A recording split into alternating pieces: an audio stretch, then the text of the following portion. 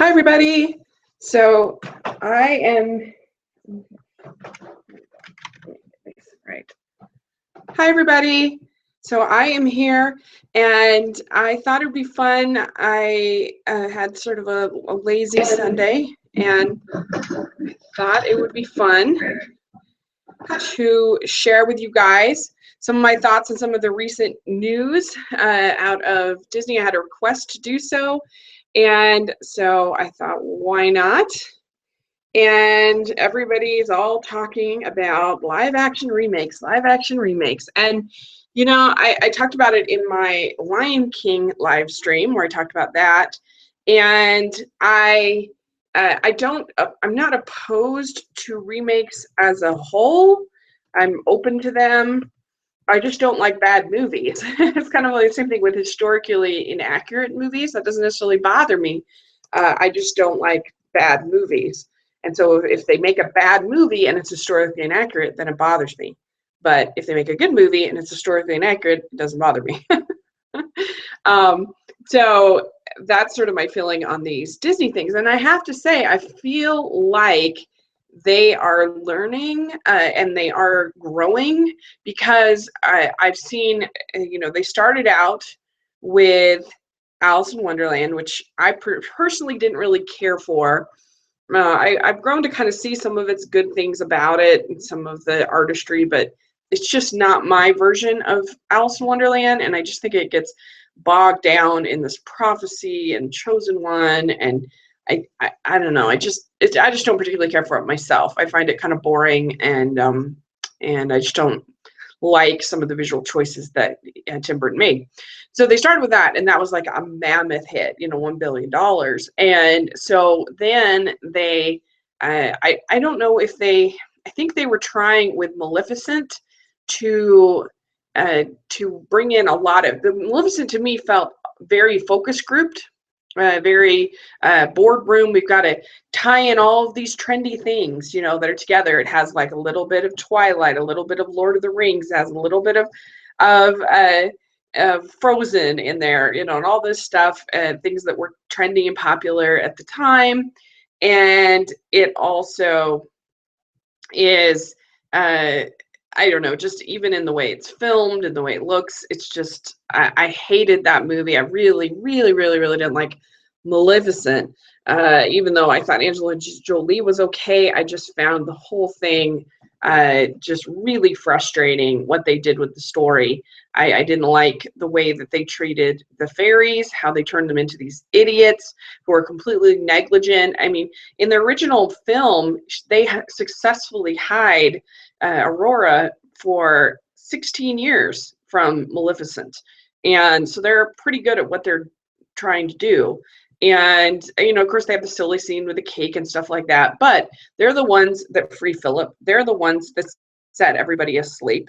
They're the ones that find the sword of truth, and or they give Philip the sword of truth. So really, in the end, they're the ones that save Aurora, and they're the ones that defeat Maleficent, because Philip certainly couldn't have done it without them. And I just think it completely neuters Philip, who's one of my favorite Disney princes. I think that the ending feels like such a cheap way to monopolize off of Frozen. It doesn't work for me at all. And I just think, why did you turn one of your best villains into basically a rape victim who is whiny and annoying, and she's take a strong character and turn her into a very, very weak character in the attempt to make Wicked is another thing they threw in there, which was another trendy thing. It's like we've got to make the villain, instead of just telling a villain story from another perspective, they have to make her into the hero, and then they replace it with this King Stefan, who I thought was terribly acted, and a terrible villain. So you replace a good villain with a terrible villain, and I really hated almost every choice they made in that movie. I thought it looked extremely generic, extremely bland, and so then I was I did not like Maleficent at all. So you have those two huge misfires, in my opinion, and then we saw some improvement starting to be made. And it's hard because a lot of the other bad fairy tale retellings and remakes weren't by Disney, but they kind of were around the same time. And so it just felt like, oh, I hate this trend so much, because Snow White and the Huntsman didn't like. Mirror, Mirror, I didn't really like. I didn't like Red Riding Hood. Didn't like that. Just trying to think. There were a bunch right around that same time that were really bad. And so I just soured on this trend, this live action trend. But then we got Cinderella, and I loved Cinderella, one of my best of last year. I just thought it was a really cool take on the character. They elaborated in ways that were meaningful without fundamentally kind of changing the story. They elaborated on Lady Tremaine's character, and kind of that she had lost her love, and so that's why she was bitter, that she had lost her true love. And they had a little bit more time spent with the father and Lady Tremaine, which I thought was good, and more time spent with the prince and with Cinderella. And I really liked the message of kindness and courage, and I thought that was great. So, and there's just and I thought visually it worked. I thought the costumes worked, and it had sort of notes and little homages to the original film, so I loved Cinderella. Okay, then we got Jungle Book, and I really enjoyed Jungle Book. I wasn't as in love with it as other people that say it's a masterpiece and everything like that. That's cool. But I think they made meaningful changes to the original film that work. I never really liked in the original film the ending, and how Mowgli gets basically, like, Blue has just almost died for him. There's that scene where they think he has died, and Bagheera gives this beautiful eulogy and everything, and then he's back and he's alive. And just minutes later, after this scene, Mowgli sees this girl, and he's like hypnotized, like, and you see his eyes get all buggly and everything, and he follows the girl. And I never liked that. I never liked the girl is singing about getting water her whole life, which isn't exactly empowering. And I don't know, so I was really glad that they changed that scene. And not only did they change it, but they made Mowgli more of a proactive character. He figures out the solution for Shere Khan. He figures out what to do instead of just following other people, and I like that a lot. And of course, it's visually very, very, very, it's definitely not generic like Maleficent was. I thought that it was visually pretty astounding. So there you go with Jungle Book. Then we have Pete's Dragon, which is really only a remake in name only, and I think people need to kind of get over that. And I do have the chat room open, by the way, that if you're a huge fan of the original, this is, you just need to get over the title and just appreciate the movie for what it is. I think that's kind of silly. And so, and I loved Pete's Dragon. It's still in my top 5 of the year.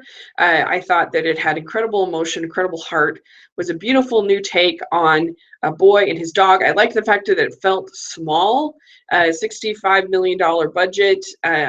This is where, if I were going to tell Disney how to run their studio, which I would say, make more movies like this. I thought that it had incredible heart and emotion, and was just reminded me of movies that you don't see that often now, like a Old Yeller and a Black Stallion, movies like that. I'm not saying it's as good as those, Sound or Where the Red Fern Grows, movies like that really dared to like teach kids, something deeper, something better, something that was real about grief and loss and things like that. And so I really, really loved Pete's Dragon. I thought that the visuals of Elliot really worked. And for me, I thought they worked, and I thought that all the actors came to play. I thought they were all really good. So I think that if you haven't seen Pete's Dragon, you should totally check it out. And I'm really thrilled that it has now officially doubled its budget and has not opened in China yet. So I think that it's a modest success. It's a modest, solid base hit. It's not a home run, but it's a base hit. And so that makes me happy. And I'm really excited to see what David Lowery, the director, does next, because I really appreciated his feel and the earthiness and everything that he brought to this film.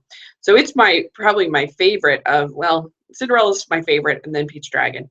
We did get a comment. The Jungle Book is great, and I would say that it's on par with the original, but please don't make Christopher Walken sing ever. I agree. I did not like Christopher Walken as Louis. I thought that he was too much, like, we already have an angry character in Shere Khan. Like, the Louis is supposed to be slick and cool, and he's somebody that's not in the book. And so you only have the animated classic to fall back on. And I don't know, I didn't like him singing, and I felt it was out of place. And I felt like his character was just too angry and wasn't like slick and cool enough. I feel like it's kind of redundant to have another angry villain in the Jungle Book when we already have Shere Khan. So that part didn't work for me.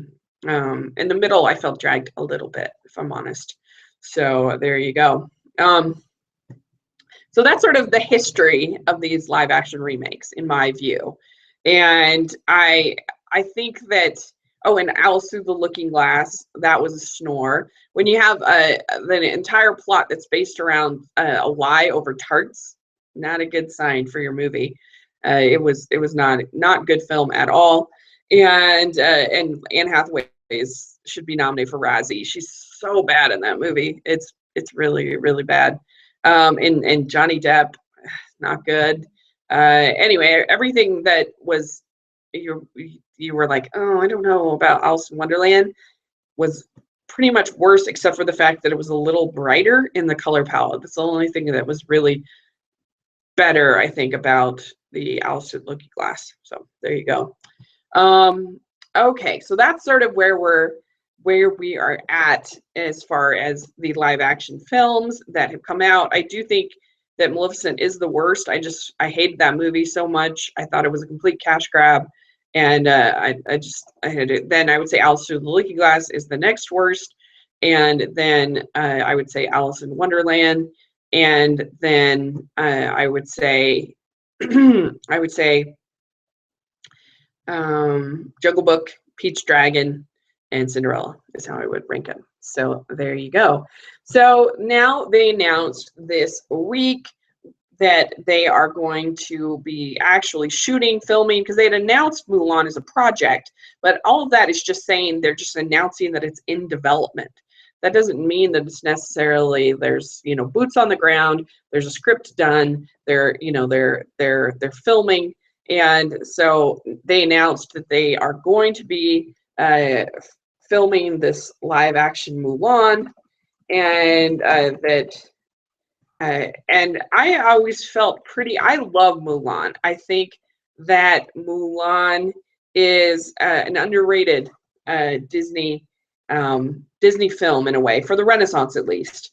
I like the songs, I really do, and I like the battle scenes. I think are amazing. I like Mulan as a character because I think she's not just a warrior woman. You see a growth of her character. You see a character arc as she has to deal with trying to learn how to be a man. And I think that is really good. And so I like her and Shang together, Li Shang. I think they're good.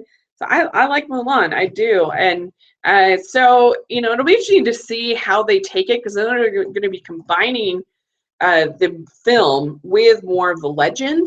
And so I wouldn't be surprised if Mushu is significantly reduced from what he is in the original film. I would not be surprised at all, which may not be a bad thing. I like Mushu, I do, but I think that it doesn't really work if you're trying to do a gritty, kind of more gritty version of Mulan, a more authentic version. It doesn't really work. So this is going to be coming out in November of 2018. So that will be really good, really exciting. And it'll be interesting to see when they get a director. I guess Ang Lee passed up on it, which is a shame because he would have been really good. And they have Rick Jaffa and Amanda Silver are from Jurassic World, which I didn't really like that, are going to rewrite a spec script that I guess Disney bought in 2015. So there you go. And that should be interesting. And the thing that I was the most nervous about with a live action, hi Tom, a live action Mulan, is that I was worried that they would get Scarlett Johansson or somebody like that to play Mulan, and that would really irritate me and annoy me.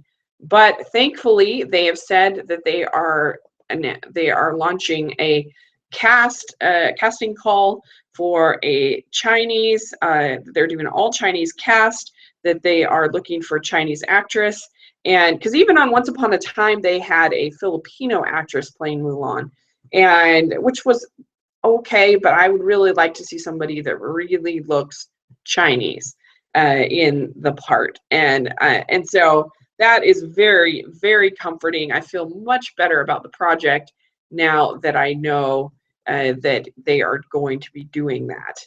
And in the end, I think it comes down to, does it have a good script and who the director is? That is it something that is boring? Because this movie could totally be boring, but or does it have enough sort of character development and good dialogue, good writing, good, and how they do the battle scenes and how they do all of that, how they handle Mulan trying to be a man. I think that's going to be kind of interesting to see how Disney sort of deals with that, deals with sort of the gender issues that are sort of inherent in that story is going to be kind of interesting in this day of kind of transgender kind of the sort of the era of the transgender kind of outreach or whatever you want to call it, how they're going to handle this idea of sort of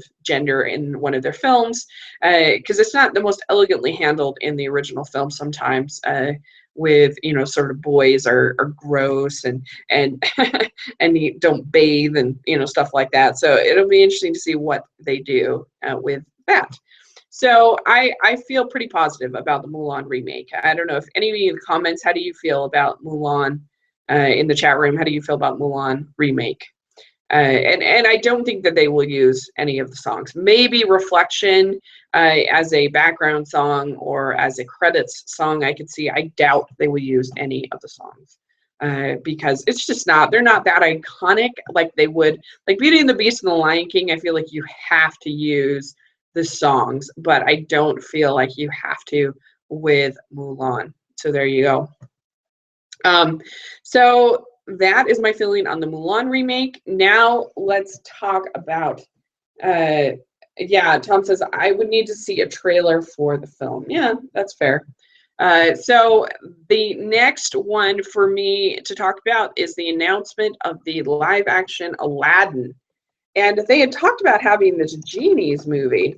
And that's what I say, you have to take these in development announcements with a grain of salt. Because it's not an announcement. It's not it's just saying we are working on this project. It's in development. So a lot of these things that they've announced may actually never really happen until you hear they've got a director, they've got a script, they've got a kind of thing. Then you can kind of take it a little more seriously. But in the case of Aladdin, they do have a director. They have Guy Ritchie, which concerns me very much. I'm very worried about that because I'm not a big Guy Ritchie fan. I think he's very overrated, to be honest. And so, let's see.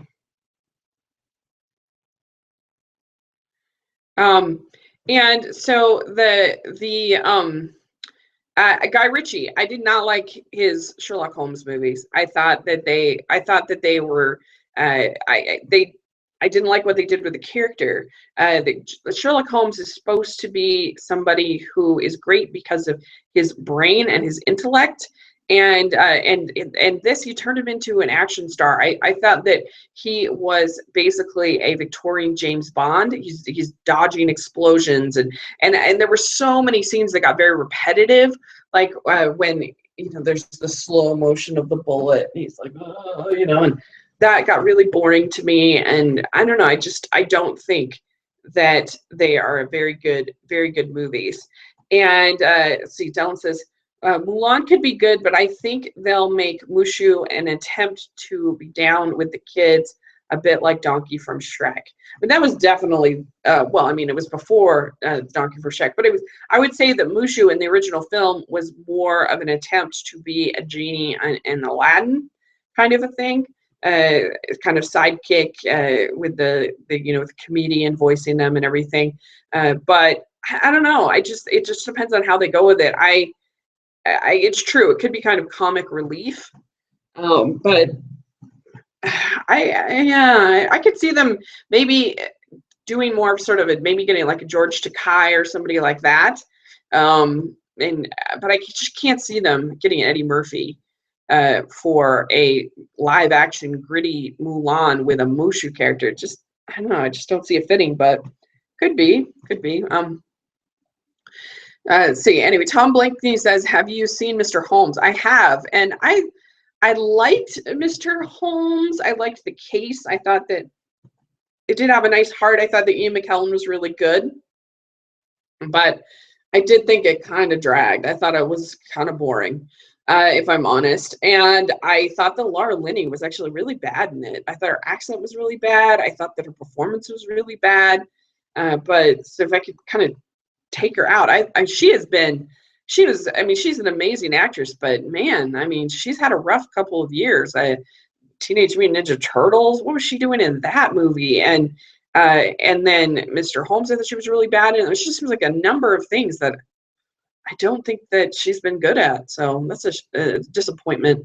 But yeah, I didn't like Guy Ritchie's Sherlock Holmes movies. I just don't. They're not Sherlock Holmes to me, and I think that they are just sort of generic kind of Victorian James Bondy kind of movies, and I just didn't care for them. I don't like the way that Guy Ritchie shoots action. I feel like it's very choppy and very like he uses a lot of gimmicks as opposed to having like real action, and I don't like that. I saw that ton of that in The Man from U.N.C.L.E., which I thought would have been such a better film if I could just take out all of his action and the way that he I don't know. I just feel like he uses gimmicks of, you have the shaky cam, you'll have the quick cutting shots, to make it look more intense than it is. And I felt like he kind of ruined that film. I think it was so stylish and the performances were so good. But then whenever we get to an action scene, I didn't like it. So those are the only 3 Guy Ritchie films I've seen, and I didn't like any of them. So there you go. And so and just from seeing those 3 films, I didn't see Aladdin. I mean, he would have been the last person I would have thought of to direct an Aladdin movie. I mean, Aladdin movies are not about action or I don't know. I mean, Aladdin is supposed to be kind of comedic. It's one of Disney's probably more rewatchable, more, like I just don't see Guy Ritchie directing Part of Your World or, like a romantic scene like that. I don't get it. It says, Dylan says, in terms of box office, Pete's Dragon grossed the least, then Alice Through the Looking Glass, Cinderella, Maleficent, The Jungle Book, and Alice in Wonderland grossed over $1 billion. So yeah, but in fairness, Pete's Dragon was the cheapest to make. So I guess it all kind of works out in a way. I just wanted it to make enough that Disney wouldn't be completely discouraged to do that kind of filmmaking, and I think it did. It certainly wasn't a bomb like the BFG, unfortunately. So there you go. Anyway, which the BFG was way more expensive to make. I just don't see Guy Ritchie fitting. Maybe if you guys have seen some of his other films and you see Aladdin in there, I know Lock, Stock, and Barrel is supposed to be really good. But that, again, just from what I've heard about it, it doesn't sound like Aladdin. Like, it just seems like such a weird fit to me for Aladdin. So, yeah, I'm very skeptical of this project. And they just have this huge thing to deal with of, like, how do you deal with Robin Williams? Like, his performance is so iconic, possibly the most iconic animated character ever made. I mean, he would certainly be on my short list of certainly of side characters. He is number one. I don't think anything's even close. And I mean, you've got like your Jiminy Crickets and your things, and so I just, that's going to be a huge challenge to try to replace Robin Williams as the genie. And I'm almost thinking if I were them, just go completely different direction and just make the genie more of like a contemplative character, make him more of like a traditional kind of more of a, I don't know, like guru kind of character, more of a, maybe that would like completely tick off fans, but it just feels like they're just never going to be able to replace. Yeah, Tom says I agree about the genie. They're just never going to be able to replace Robin Williams. So maybe like just do something more traditional, more out of the traditional, Arabic story, the traditional legends, instead of the comedic take. But I don't know. I guess you wouldn't be able to use the songs if you did it that way. You wouldn't be able to use Prince Ali. You wouldn't be able to use Friend Like Me. So it would depend on if they decide to use the songs. But I'm not high on the Aladdin remake. I really am not. But, we'll see.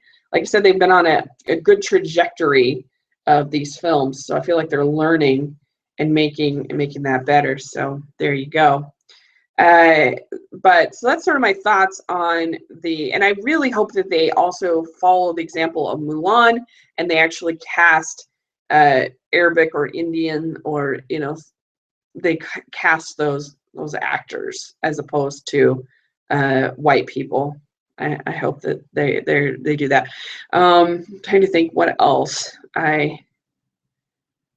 Bill Murray could be a sarcastic genie, but come on, no one can beat Robin Williams' performance. Yeah, and it's just so iconic because even like Phil Harris in the original Jungle Book with Baloo, it's very iconic, but I feel like it's more sort of the character himself, not as much the vocal performance. And whereas just Robin Williams, and when he created that performance, he owned that. He would improv for hours. I mean, aside of me, it's just like, could you just sort of have someone motion capture and then use all of that unused genie, all of that improv that they had? But that would probably be inappropriate. But I don't know. I thought about maybe The Rock has like charisma, that maybe he could be a genie. We'll see how he does as Maui, but I don't know if he can sing. So, but I don't know. I worry that they're going to put like Kevin Hart or somebody like that, and I'll be like, oh. So Brandon Cooper says, I'm mixed about the Beauty and the Beast live action remake. I am as well. I really honestly haven't seen anything from it that I've really loved. I didn't like the new design of Lumiere and Cogsworth. I didn't like the new design of Mrs. Potts, because the new design of Mrs. Potts, she's on like the side, whereas like in the original, the spout of the teapot is like her nose basically, and then her face is part of that. It just looks so much better than this weird like plastered on the side of the Mrs. Potts. And I thought that Lumiere and Cogsworth were way too busy. You couldn't see their faces, and who knows, maybe in the film, but just judging on the photo, I did not like it at all. I thought it looked terrible. And and then that image of Belle and the Beast, wasn't really a big fan. I thought that Belle in the yellow dress, I thought it looked kind of like a prom dress to me. It did not look great. I didn't like it that much. And the Beast looked okay, I thought, but nothing, it didn't really wow me. And I thought that the teaser trailer was fine, but it didn't really excite me or do anything. It's just like pictures of the set.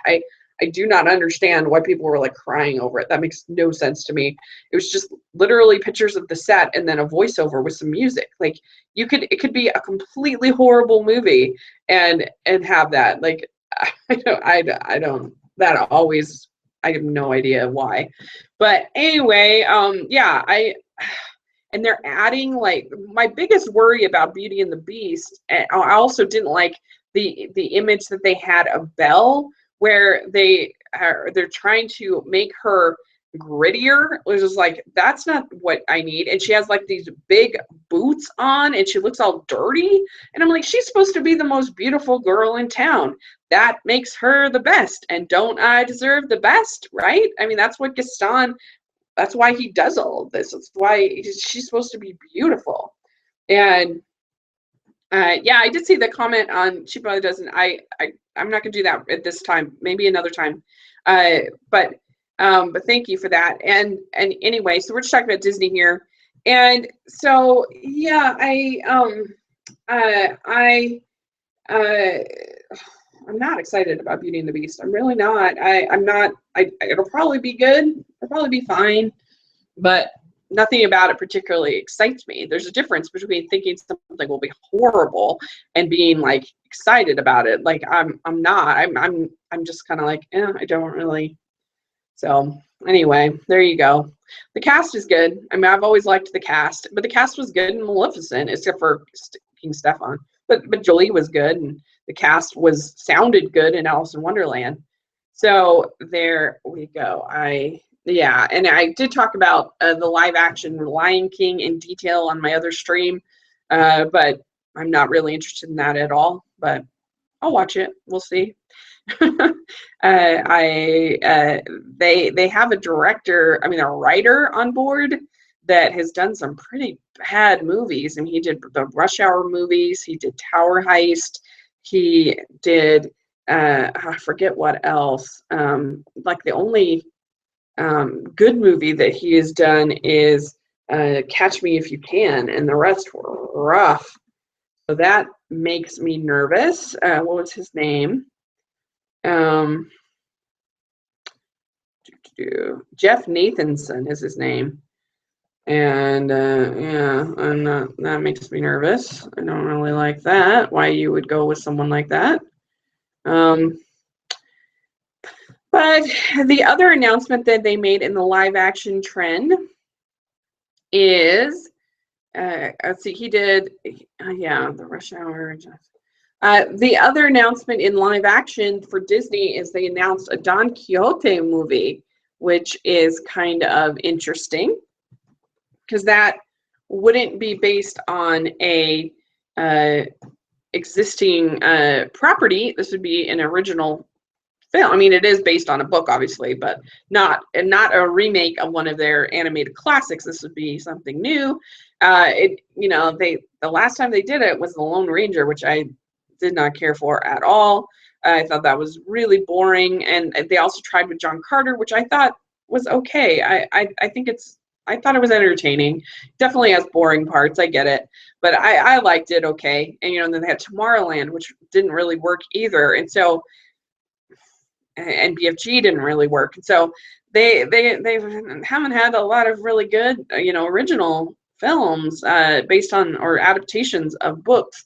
So it'll be. I kind of wish they were doing the musical Man of La Mancha, because I really do love that. So I kind of wish they were doing that instead of the book. But Dream, the Impossible Dream is a great song. So okay, let's keep going.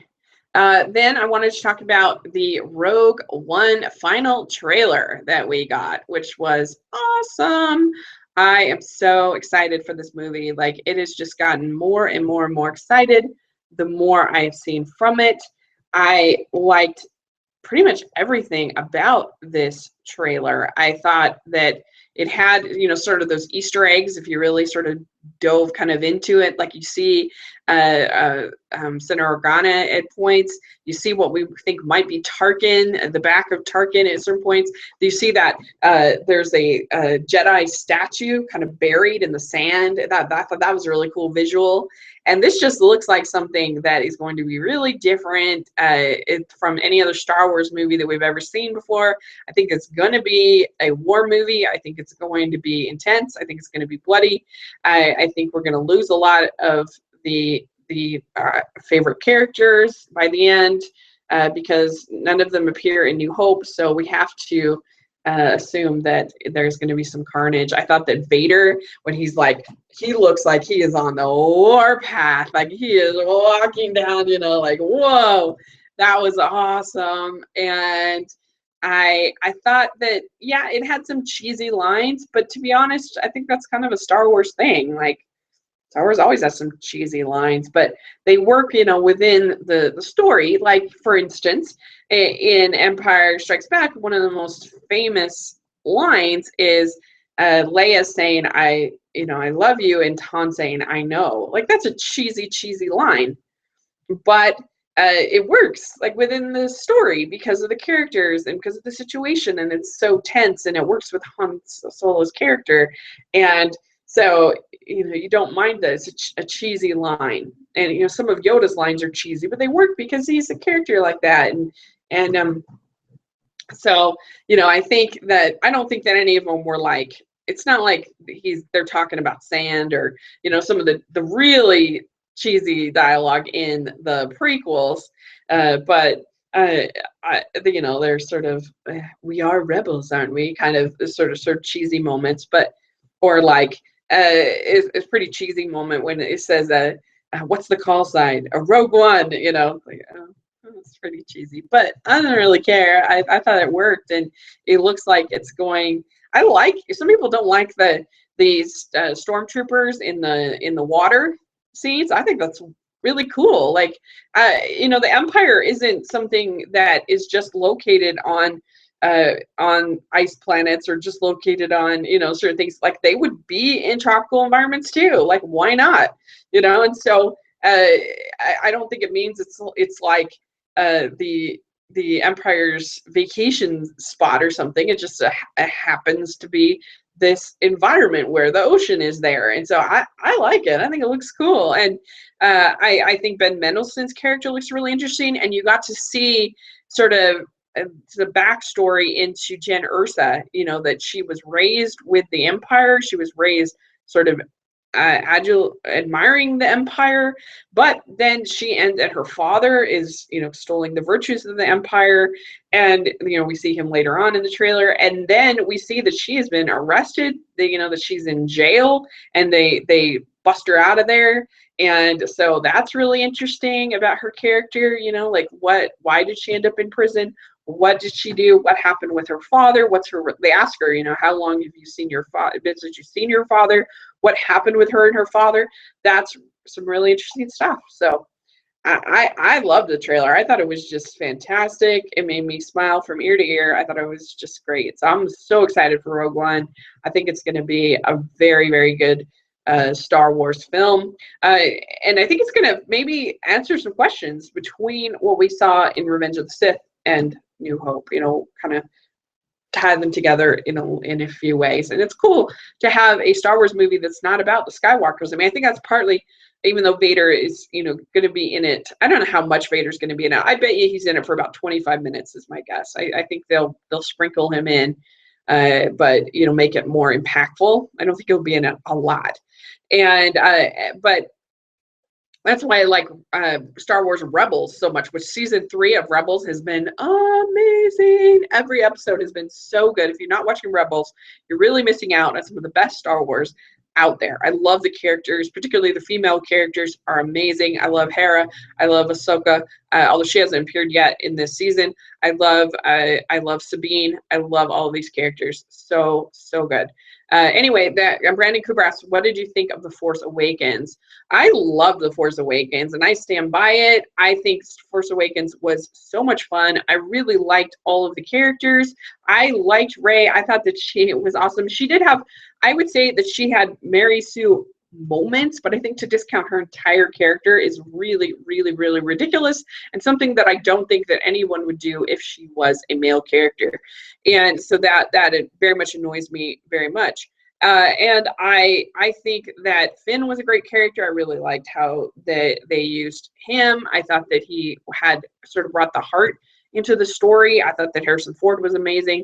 I liked Kylo Ren. I liked the idea of sort of a true apprentice, because you never felt that way about Vader. You never felt like he was really an apprentice. And that, you know, you're like, why is he sort of third in command in this world? Why is he not the one in charge? It never quite made 100% sense to me because Vader's so strong. And I liked the fact that Kylo was this kind of baby. He was, you know, he's throwing fits, and you know, some people thought that was sort of emo and they didn't really like it. I thought it was cool. I thought it worked for somebody who has great force power, but hasn't really learned how to use it correctly and hasn't really been trained.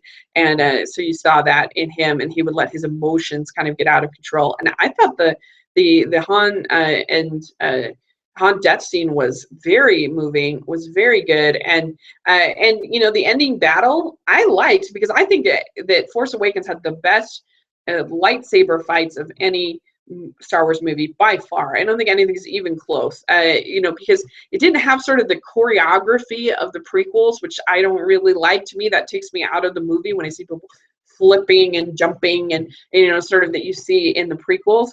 Whereas in The Force Awakens, it felt like a rod of fire. It felt hot. It felt like a lightsaber. You know, it's not just a disco trick.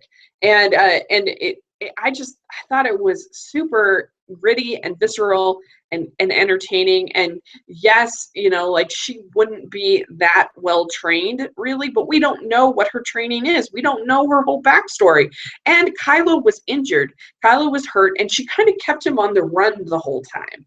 You know, she was usually sort of above him, and we know about that with Star Wars. You know, when you have the high ground, right? And to me, I thought it worked. You know, I thought that if I was going to say what I think was a little bit too easy for her was getting out of like it was a funny moment with her getting out of the being bound and stuff and using the Force that time. That I did think was a little too easy for her to force to mind trick that stormtrooper and get out of there. That I would have changed, but for the most part, I loved it. I loved BB-8. I think BB-8 was a complete charming character, and it was just my favorite. And so, yeah, I loved The Force Awakens, and I thought I think it gets better every time I watch it. And so there you go. I still hold by, even though I wish they hadn't done another Death Star. I didn't like the scene where they are just like taking out planets as if they were like ping pong balls. I didn't like that. So there were things I didn't like, but overall, I thought it was super entertaining and I enjoyed it. So what did you guys think about Force Awakens? Did you like it? Not like it? Where are you at on it? But Rogue One, I think for people that maybe didn't like Force Awakens, I think that this looks like something that they will really like. This looks like something different. This looks like something gritty. This looks like you know, new characters, new story. It's not going to have that nostalgia kind of thing that annoyed some people. And it looks like, to me at least, it doesn't look like you're going to have those more predictable kind of hero moments like you have in other Star Wars movies. So this could be the one that people that don't necessarily love Star Wars, that they like, hopefully. And hopefully I'll like it as well. Okay, and that was sort of the main things I wanted to talk about. I also wanted to just talk really quick about 2017 in animation. I am not looking forward to next year. This is going to be rough. I just thought I'd go over kind of what we've got coming out next year. I mean, I'm just hoping that some of these indies, you know, are good, because we have like The Breadwinner, which is done by the same studio who did Song of the Sea, which I love, and Secret of Kells. So I hope that The Breadwinner will be good. It's an Afghan story, which I think hopefully will be really good. But as far as some other movies coming out next year, we have Boss Baby from DreamWorks, which I don't know, nothing really there. Captain Underpants from DreamWorks. It just doesn't do anything for me. Cars 3, which I'm not as low on the Cars movies as other people. I do think that there's some entertainment in them. I don't think they're horrible, but if you were going to ask me what movies should get a third sequel, it wouldn't be Cars, and I'm not excited, but I'm not excited. I'm just kind of like, okay. So Cars 3 is coming, and I hope that they will redeem themselves from Cars 2 a little bit, which I don't hate. I don't hate Cars 2, but I hope that this one is much better than Cars 2. So there you go. And then we have Coco, which I think right now, I don't think there's anything else that's even close. Maybe the Lego Batman movie, maybe, as far as major studio releases that has the potential to, this is right now, if you ask me to make a bet on what will win the Oscar next year, I think it's going to be Coco. I guess it's a musical, or it has songs in it of some kind, which is exciting. It's a Day of the Dead story, directed by Lee Unkrich, who worked on Toy Story 3 and or is the director of Toy Story 3 and some other films. So it's very, very exciting. I think Coco. Definitely my most excited for next year. Then we have Despicable Me 3, and you guys know how I feel about Minions. Not a fan. I think the Despicable Me movies are okay, but I think they're kind of overrated, to be honest. I always liked Megamind much better than the Despicable Me movies. And so, yeah, I'm not particularly excited about Despicable Me 3, especially after Minions, but hopefully they can make something decent. Then we have the Emoji Movie, which I know anything has potential to be good. Anything can be good with good writing, but they have a character named Poop Daddy. That's where we have gotten in animation, is to have a character named Poop Daddy, and we have character, the girl character looks like such a copy off of the Lego movies character. And it is kind of strange. Animat mentioned in his podcast that why is she the only one wearing clothes? You know, and we have a whole character with it's just a high five. You know, it's like, I don't know, this sounds like a total disaster to me, but you know, and people are like, oh, the Lego movie was good, and I say the Lego movie had way more potential because they had all of these characters to work with within that world. Plus, they had a brilliant writing team behind this, and I don't know who the writing team is on the Emoji Movie, but I guarantee it's nothing like Phil Lord and the people behind the Lord and Miller behind the Lego movie. So the Emoji Movie, I don't like the way they look with the weird, like, little sort of spiny legs. I don't know. It's just a disaster. And a Sony animation. I mean, the best movies they made have been, well, Surf's Up is the best movie that they've made, and then I think Hotel Transylvania, the first one, was okay. You know, for Adam Sandler movie, it's like great, but I think that the second one to me lost some of that ensemble feel, and I thought that they totally copped out on the ending, you know, where they were trying to talk about diversity and accepting other people, and then they make him a monster just like everyone else, which I thought was really lame. So, and so moving on, yeah, Sony Animation, they made the Smurfs, which I hate. I don't like the cloudy movies. So I'm not a big fan of Sony Animation. Then we have coming up, we have Ferdinand from Blue Sky, but we've heard like nothing from this. So I don't know what's going on with that one. If you guys know anything, let me know. We have 2 Lego movies coming out next year. We have the Lego Batman movie, which I am very excited about. I think those trailers were hilarious. So I hope it's just totally skewering and making fun of, and in a good natured way, Batman, because I've never been, I think people take Batman way too seriously, and so I'm kind of really, really, really looking forward to that. So because I've never been that big of a Batman fan, so this will be, I think, a lot of fun for me, in particular. And then we have Lego Ninjago movie, and and I did not like the Lego Ninjago short before Storks. I thought it was incredibly forgettable. It felt more like, it didn't even feel like a short. It felt like a sort of you know, when you have sort of a little thing at the beginning, it felt like an opening credit sequence more than a short. You know, it was just, I don't know. I just thought it was super lame, which makes me a little nervous for the film because I don't know. I didn't think it was very good. Then we have My Little Pony, the movie coming out. This is the Hasbro release, and I think this is in 2D, which is the most exciting thing about it. And so I hope it's a big hit, and that I hope it's certainly. I really actually really like Friendship is Magic, the series. I think it's really well done. I love the animation in it, and I love the voice casting, and I love and they aren't getting, I think, some of those same. I think they are going with different star cast, but they are getting Tara Strong, Ashley Ball, Andrea Libman, and Tabitha St. Germain and Kathy Wesseluk. So will reprise their roles.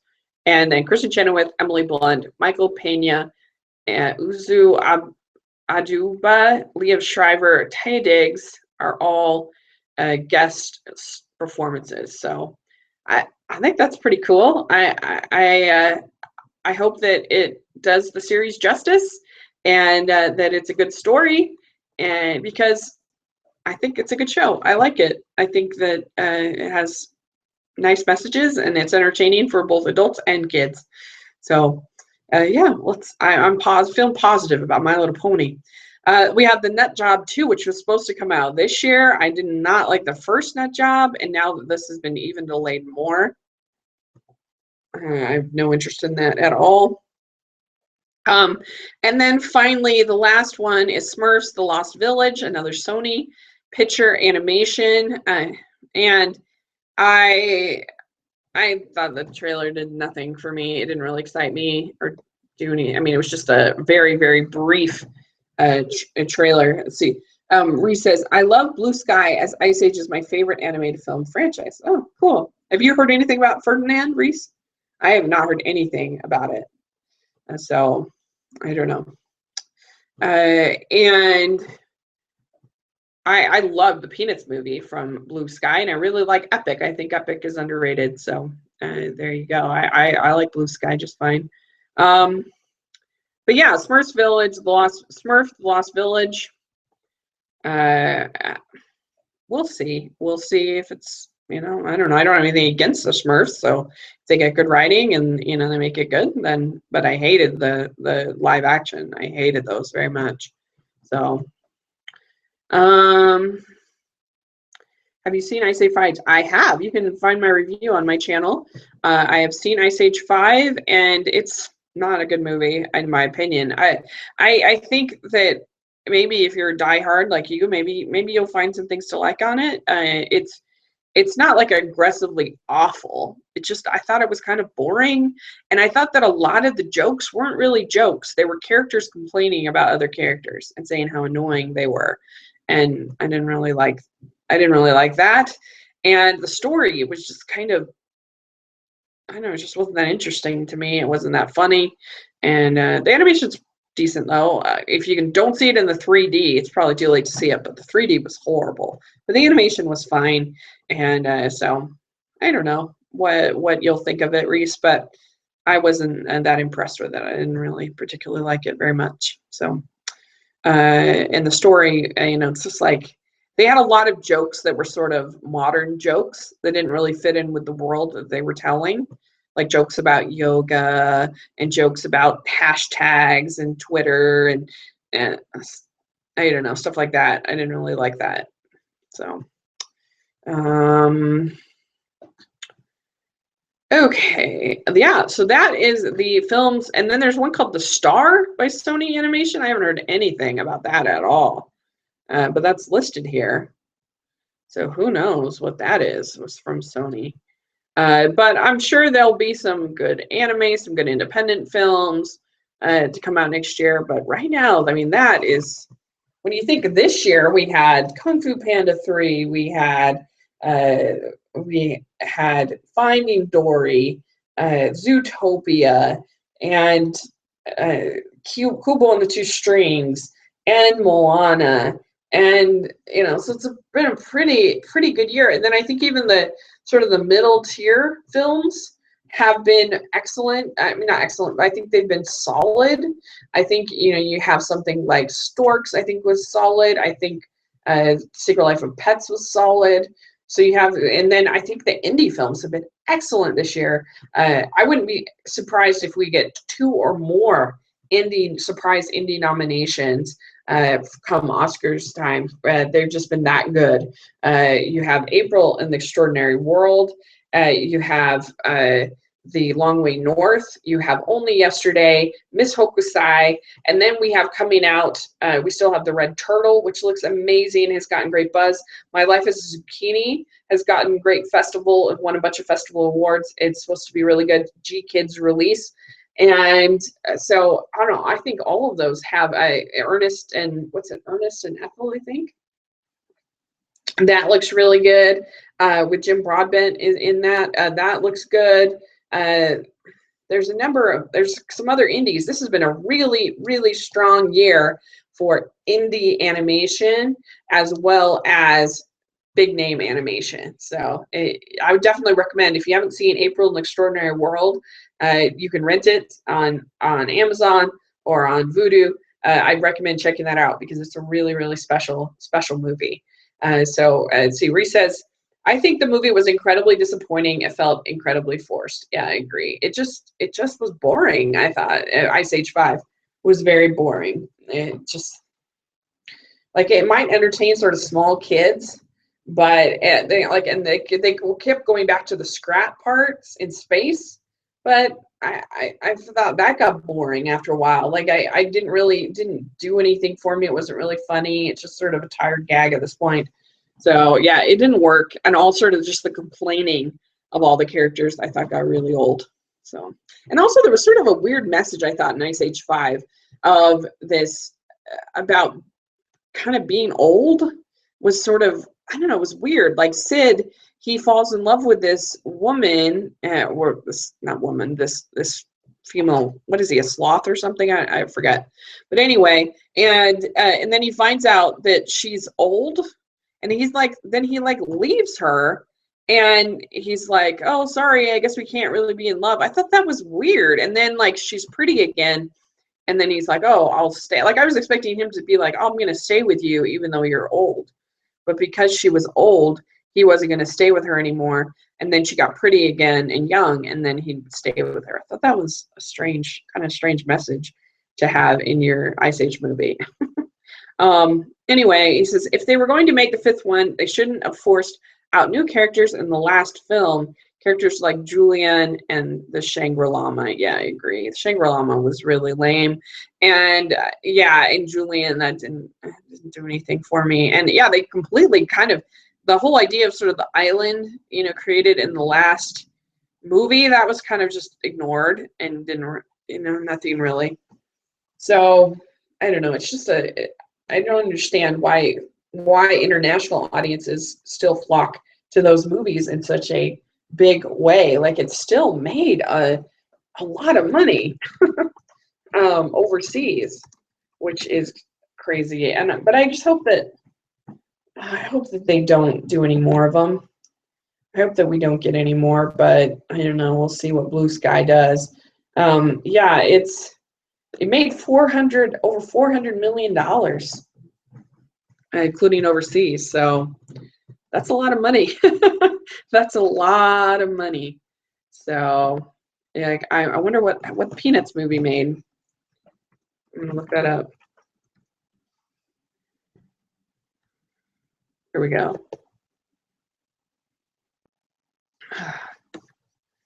Peanuts movie made. See, the Peanuts movie made $246 million. So Ice Age 5, Collision Course, made over almost double. It made almost double what the Peanuts movie made.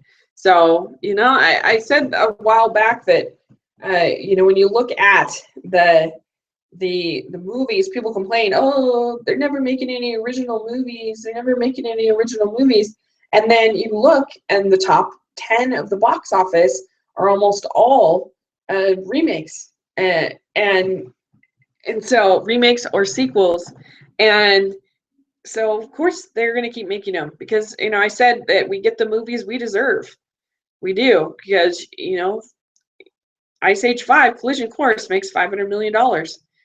And so, I mean, $400 million. So that's what the studio is going to pay attention to, unfortunately, and not the 262 million that the Peanuts movie made. So it says, Reese says, I was disappointed that Buck didn't have a big enough part. Buck was the reason that Dawn of the Dinosaurs was my favorite. I can see that. Yeah. I know everything just felt sort of wedged in. The dinosaurs I felt really, really wedged in. It didn't work, and I don't know. It was just kind of boring. Yeah. Also, Collision Course was the last. Well, we'll see. I don't feel like it. I don't feel like it left it so there's no possibility that they'll make another. And $400 million, that talks. That talks. So yeah, that's 2017. I'm kind of. It's going to be an interesting year for me. But oh well. I'll just have to keep watching the DVDs of this year and be grateful for all the good movies we got this year. So that's basically everything I had to talk about this stream. Yeah, so if you guys didn't have any other questions, then I think I will sign off. But yeah, so thanks so much if you joined in the chat. I really appreciate it. And let's see, they said in the trailers that it was the defining chapter. Also, when can we check the stuff for? Can we check the stuff? Oh, okay, yeah. I'll do that with you, Reese. We can just do it right after this if you want. Yeah, I will message you, email you. We'll figure it out. So that will be good. Reese and I are doing a video stream, a podcast on Coraline and A Nightmare Before Christmas. So that's gonna be really, really fun. I can't wait to do that. So, all right. So that is everything for this stream. I hope you guys have enjoyed it. And let me know your thoughts on all these different topics. What do you think about? Is there something that's coming out in 2017 that really excites you, that you're really looking forward to? Put it in the comment section. And thanks so much. What do you think of Mulan and Aladdin, and also the Rogue One final trailer? So thanks, and I hope you're having a good day, and I'll talk to you later. Bye.